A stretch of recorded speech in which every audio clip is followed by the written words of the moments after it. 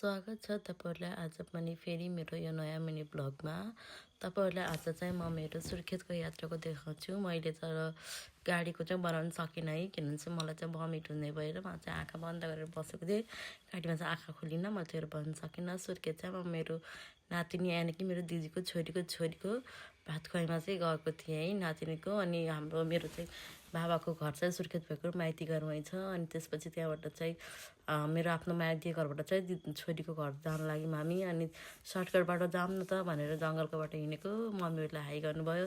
ऊ चाहिँ मेरो नातिनी युना है, युना राई हो उसको चाहिँ। अनि त्यसपछि भात खुवाइ गर्ने मान्छे त यसरी सुतिसकेको थिएँ। त्यसपछि फेरि हामीले उठायौँ अनि यसो हल्का फुल्का डेकोरेसनहरू गरेको थियौँ।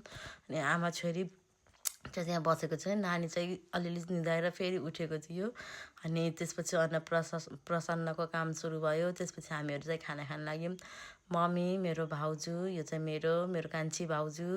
त्यसपछि अनि हामीले चाहिँ खानासाना खायौँ होइन, केटाकेटीहरू सबै रमाइलो गऱ्यौँ। त्यसपछि भदैनी अनि ऊ चाहिँ त्यो अर्को पिङ्क कलरको कुर्ता लगाउँछ मेरो छोरो है, दिदीको छोरो।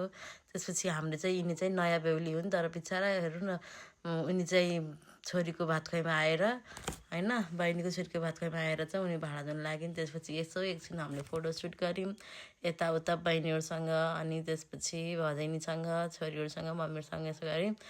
Thank you so much.